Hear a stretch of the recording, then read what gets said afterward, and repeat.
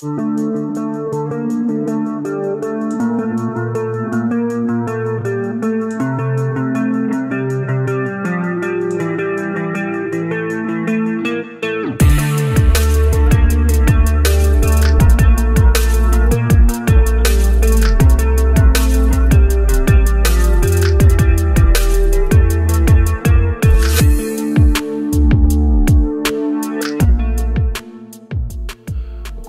aku macam sedikit tembam kan kat pipi ni kan.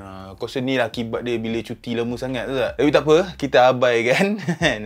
tak ada kena-mena pun dengan video ni kan. Jadi salam guys, Muaz Malik di sini. Hai, jadi berbalik kepada topik kita hari ini, kita nak bercerita berkenaan dengan iPhone 13 Pro. So, seperti korang sedia maklum, iPhone 13 Pro dia dah dilancarkan pada penghujung tahun lepas. Dia orang lancarkan macam biasalah. Seperti tahun-tahun yang sebelum ni, dia orang lancarkan 4 device lah kan. So, untuk siri iPhone 13 tu, ada 4, iPhone 13 mini, 13, 13 Pro dan 13 Pro Max. Dan aku sendiri berkesempatan untuk menggunakan iPhone 13 Pro ni selama 3 bulan lah. Dah 3 bulan lah sejak daripada aku first day dapat dulu. Maka persoalan yang perlu kita jawab pada hari ini, adakah patut korang beli iPhone 13 Pro ni? Kalau ikut pada jawapan aku lah, aku akan kata wajib.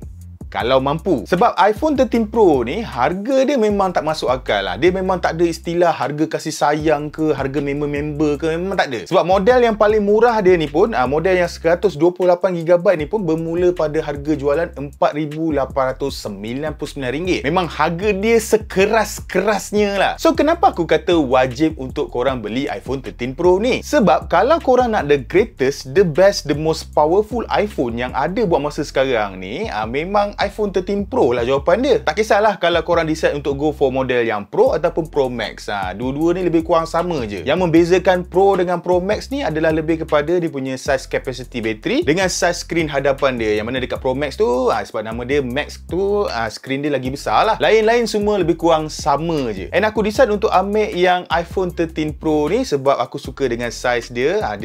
Aku tak suka lah size gedabak macam Pro Max tu. And to be honest, untuk seorang yang banyak menghabiskan masa pada peranti Android kan. Korang selalu tahu aku memang banyak pakai peranti Android. Aku, Muaz Malik, aku terpaksa merendahkan ego aku. Aku terpaksa mengakui lah bahawa kalau korang ni jenis yang tak nak hustle, korang tak nak fikir banyak masalah. Apa yang korang tahu, bila korang bayar je duit mahal, harga premium macam tu, korang akan dapat sebuah peranti bangsawan yang memang all-rounder, memang bagus gila. Dan korang akan tahu juga yang mana smartphone tu sepanjang masa dia akan perform dengan sangat baik. Memang iPhone 13 Pro ni lah jawapan dia. Kenapa aku cakap macam ni? Kejap lagi aku akan explain dengan lebih detail. Yes, walaupun iPhone 13 Pro ni ramai yang nobatkan dia sebagai phone of the year, walaupun dia bagus macam mana pun, aku terpaksa akui jugalah yang mana kalau in terms of design luaran dia, aku memang tak berapa nak berkenan lah. Sebab design luaran dia memang tak ada apa yang special kan. Setiap tahun pun kita tahu yang mana iPhone dia punya bentuk memang macam tu. iPhone tetap iPhone. Design dia memang akan lebih kurang sama je macam versi-versi yang terdahulu kan. Dia punya design still sama, petak. Lepas tu dia punya screen pun flat, still sama juga. Kemudian dia pun still lagi duk pakai lagi port lightning yang sama kat bawah ni. And then dalam kotak pun korang takkan dapat charger. So semuanya memang nampak still sama je lah. Kalau nak nampak beza pun, aku rasa just dia punya notch dia ni makin kecil sikit untuk tahun ni. Lepas tu modul kamera dekat bahagian belakang ni dia sedikit besar. Dan pilihan warna ada special sikit lah. So kalau korang nak nampak yang mana korang pakai iPhone 13 Pro tu, korang kena ambil warna ni lah, warna Sierra Blue. Lain-lain dari segi dia punya design luaran semua lebih kurang sama. So kalau korang nak beli hanya bersandarkan design luaran tu, memang aku takkan suggest untuk korang go for iPhone 13 Pro ni. It's better untuk korang beli model yang terdahulu kan. Korang beli je iPhone 12 Pro ke 12 Pro Max ke, basically design dia daripada jauh pun korang akan dapat benda yang sama. Tapi kalau korang pandang dari segi dia punya guts ataupun spesifikasi dalaman dia tu and feature-feature yang ditawarkan tu, then baru aku akan kata berbaloi lah untuk korang habiskan duit korang untuk angkat iPhone 13 Pro ni. Jadi kita akan buat sedikit recap lah kan, bercerita berkenaan dengan spesifikasi yang terdapat pada iPhone 13 Pro ni. So untuk dia punya chip pemprosesan dia menggunakan chip berasaskan 5nm A15 Bionic, kapasiti RAM 6GB, pilihan storage daripada 128 hingga 1TB, setup kamera 12MP untuk kesemua modul kamera pada bahagian belakang dan kamera hadapan. Kemudian dia juga kalis air IP68, masih ada notch untuk tempatkan Face ID tu. Kemudian dia menggunakan skrin bersaiz 6.1 inch Super Retina XDR OLED 120Hz flat display, setup stereo speaker dan dia mempunyai kapasiti bateri sebesar 3095 mAh. Jadi sepanjang aku menggunakan iPhone 13 Pro ni, ada few things yang aku memang amazed lah kan dengan smartphone ni, and ada juga few things yang aku tak berapa nak berkenan lah. Yang mana benda yang aku tak berkenan ni, dia sebenarnya dia tak adalah very big deal sangat, tapi di mata aku rasa macam benda ni macam meh lah kan. Sebab yalah, phone harga sampai RM4,899, tapi ada banyak benda juga yang dia orang compromise, walaupun pada tanda harga premium macam tu. So dia membuatkan aku rasa macam so untuk aku lah kan, benda yang paling best yang ada pada iPhone 13 Pro kali ni ialah, kalau korang kenal aku, memang tak lain tak bukan adalah pada skrin dia lah. Yang mana pada kali ni iPhone 13 Pro dan Pro Max buat pertama kalinya didatangkan dengan skrin ProMotion 120Hz. Jadi kalau sebelum-sebelum ni kita tahu yang mana kesemua iPhone memang dia stuck dengan 60Hz. Walaupun iOS tu kita tahulah iOS memang smooth, memang dia akan lock 60Hz tu semua. Orang kata dia smooth lah, apalah, the best of the best lah. Tapi bagi aku 60Hz tetap 60Hz. Tapi itulah, bila Apple announce kan ProMotion 120Hz dia ni, aku memang happy lah. Bagi aku benda ni memang satu game changer kan. Bagi aku barulah kali ni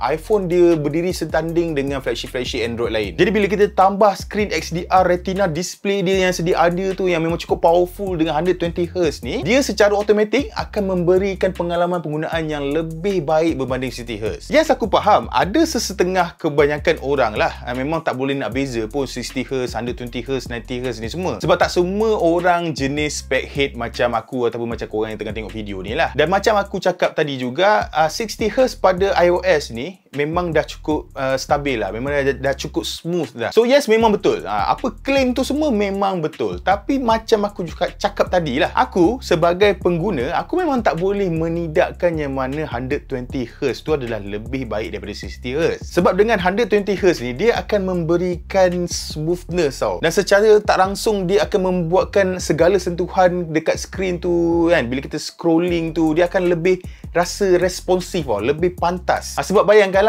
kalau sebelum ni 60Hz kan, 60 kali dia akan refresh skrin tu untuk sesaat. Tapi sekarang dia refresh sampai 120 kali dalam masa 1 saat. So dia akan nampak lagi smooth lah. So tak kisahlah kalau korang buka dekat dalam dia punya operating system ke kan, ataupun korang buka dalam mana-mana aplikasi pun, dia akan nampak and rasa dia punya battery smooth dia tu. Dan apa yang menariknya lagi, penggunaan 120Hz pada iPhone 13 Pro dan 13 Pro Max ni, secara tak langsung dia sebenarnya membantu untuk memberikan battery performance yang lebih baik. Sebab kali ni Apple decide untuk menggunakan skrin dengan teknologi LTPO, ataupun secara ringkasnya, kalau aku nak explain kepada korang, dia punya skrin dia tu, 120Hz dia tu, dia adalah jenis variable refresh rate. So ini bermakna dia akan berubah mengikut kepada apa yang korang buat pada smartphone tu. So let's say kalau macam korang main game kan, tak payah main game lah, let's say kalau korang scrolling dalam aplikasi ataupun scrolling dalam dia punya UI, dia akan go to 120Hz. Ada kemudian let's say kalau korang main game ataupun korang tengok movie,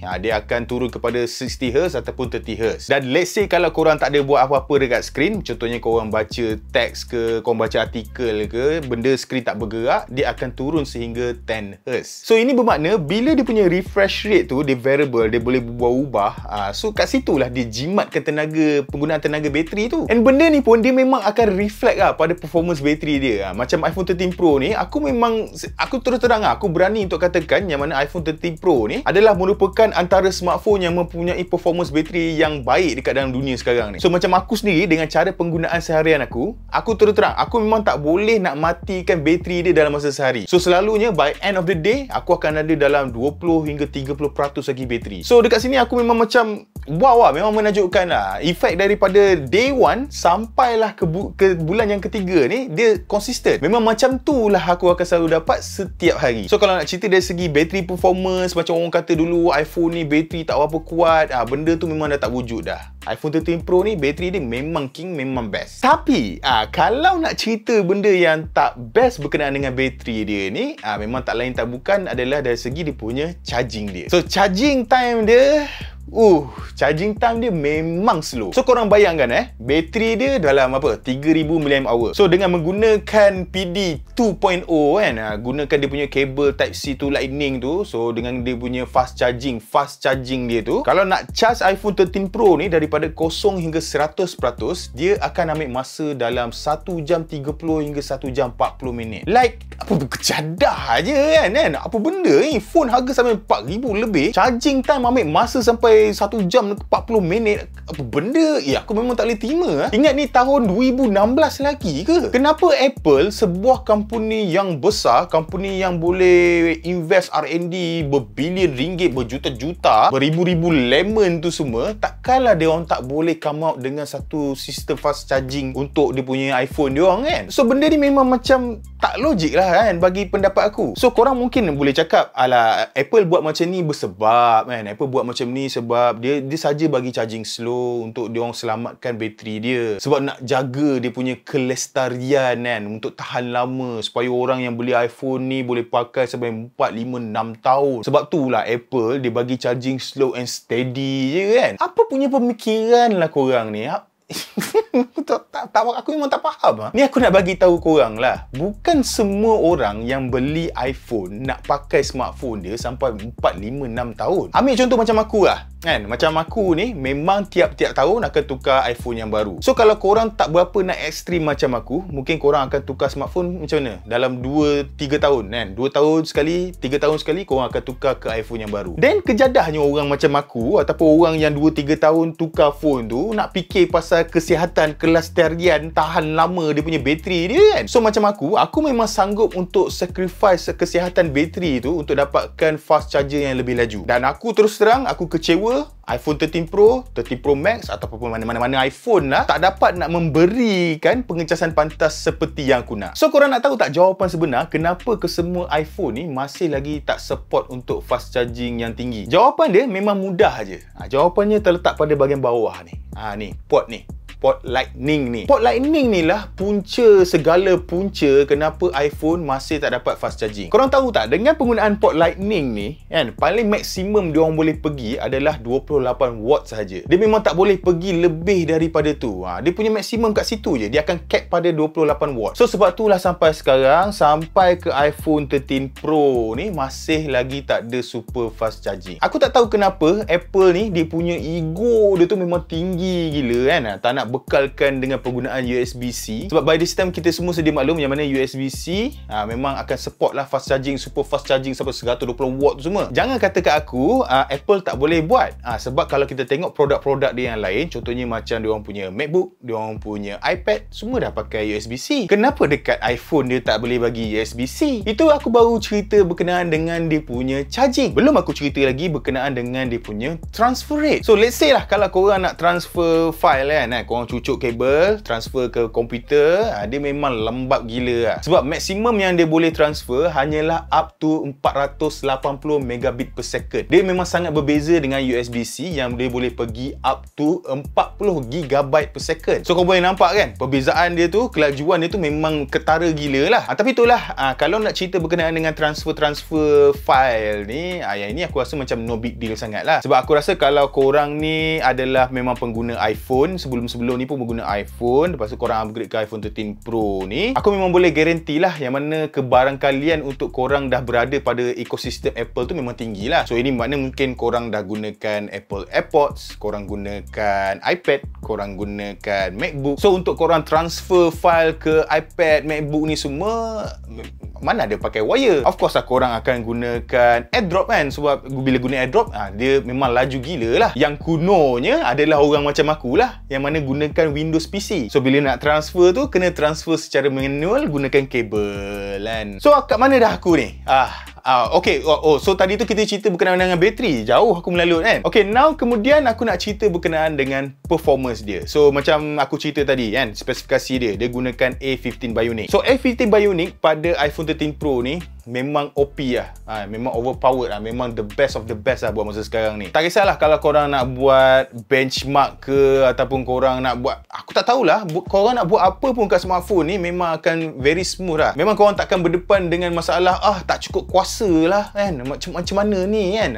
Tak ada. So kalau nak bagi perspektif yang lebih mudah lah, let's say kalau korang gaming, korang main Genshin Impact, korang bayangkan dekat iPhone 13 Pro ni korang boleh main pada tetapan 120Hz dalam Genshin Impact, yang mana dekat Android aku rasa mana ada lagi kan, paling tinggi korang boleh pergi pun 60Hz je. So dekat sini tak kisahlah kan, kalau walaupun Apple lambat untuk bawa masuk 120Hz pada diorang punya screen dekat iPhone diorang, tapi bila diorang bawa masuk kan, memang dia akan fully utilize. Dan kebolehan A15 Bionic tu untuk mainkan Genshin Impact pada 120Hz 120fps memang sangat menakjubkan. Dan kemudian bila dia pairing pula dengan iOS 15 ni, aku cakap memang aku ni dah bunyi dah macam aku duk puji lebih sangat kan, tapi itulah hakikat dia. So korang boleh nampak bila sesebuah manufacturer tu macam Apple, dia kontrol semua benda. Dia kontrol dari segi design, dia kontrol dari segi hardware, dia kontrol dari segi software, semua benda dia kontrol. So dia boleh memberikan optimization yang memang sangat tinggi. So contohnya macam aku, masa first day aku guna iPhone 13 Pro ni sampailah ke hari ni, aku tak pernah berdepan dengan mana-mana bugs yang mengarut lah. Dia memang sangat berbeza. Contohnya kalau aku nak cerita berkenaan dengan Google 6 Pro aku. So macam Google Pixel 6 Pro, kita tahulah kan, daripada day 1 sampai sekarang ada macam-macam bugs yang diorang tak settle lagi. Padahal itu smartphone flagship daripada Google kan. Memang pelik lah benda tu boleh berlaku. Tapi benda ni memang tak berlaku lah. Sepanjang aku guna memang tak berlaku lah pada iPhone 13 Pro ni. So itu dari segi performance. Kemudian kalau kita nak cerita berkenaan dengan kamera pula, yalah, kamera kan, Apple kan, itu kamera dia memang mantap lah. Walaupun dia punya nilai megapiksel dia tu kalau on paper korang nampak macam 12 megapiksel kan, Android dah berpuluh-puluh megapiksel, tapi bagi aku benda tu tak penting sebenarnya. Yang penting adalah dia punya outcome dia. So setiap tahun pun kita tahu yang mana Apple dia memang akan menghasilkan sebuah smartphone yang mempunyai quality kamera yang bagus, and benda tu memang ada lah pada iPhone 13 Pro ni. And on top of that, untuk iPhone 13 Pro kali ni banyak juga benda baru yang dibawa masuk lah. Contohnya macam sekarang diorang dah bagi update untuk korang boleh record video pada ProRes resolution. So macam ProRes ni dia akan capture detail yang lebih tinggi lah kan, untuk korang buat nanti masa post editing nanti. So basically feature ni hanya pro user je lah yang akan pakai. Kalau korang user biasa kejadah kan, korang nak pakai nak shoot ProRes tak perlu pun. Benda yang aku rasa ramai orang akan guna adalah fungsi baru juga yang diletakkan, dinamakan sebagai cinematic mode, yang mana dia akan gunakan LiDAR sensor dia akan guna semua feature-feature yang dia ada untuk detect subjek tu dekat mana, and then dia akan buat macam blur bokeh punya background tu lah. Tapi berdasarkan pengalaman aku menggunakan cinematic mode ni, aku perasan kalau korang letak dia punya aperture tu terlampau rendah, dia punya potongan tu memang nampak unnatural sikit. So kalau nak sedap mungkin kena naikkan aperture tu tinggi,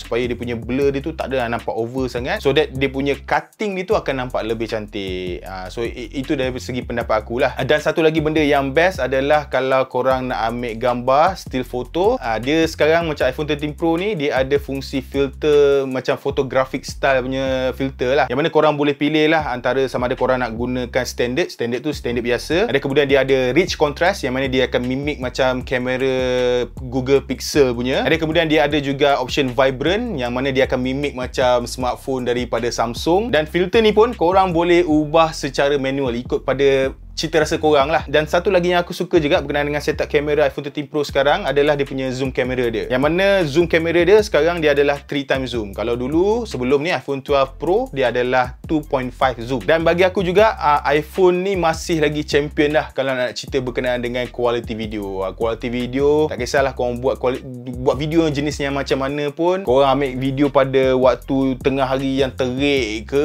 kan, malap-malap petang ke, tak kisahlah macam mana situasi pun, outcome dia memang akan memuaskan hati korang. Dan kemudian kalau nak cerita benda-benda lain pula yang terdapat pada iPhone 13 Pro ni, aku juga suka dia punya speaker dia. Speaker dia memang A+, memang sedap. Dia punya vibration pun Apple, dia memang very tactile, quality call semua memang just nice. And then kemudian aku pun tak boleh lari juga dari segi dia punya build quality. So build quality dia memang robust habis. Cuma kalau aku nak komplain untuk iPhone 13 Pro ni, walaupun dia bukan model yang max, aku still merasakan yang mana phone ni dia agak berat. So aku tak tahulah kan, macam kalau korang pakai iPhone 13 Pro Max tu, 13 Pro Max tu memang lagi berat. Aku rasa 13 Pro Max tu bila pegang tu dia macam pegang batu lah.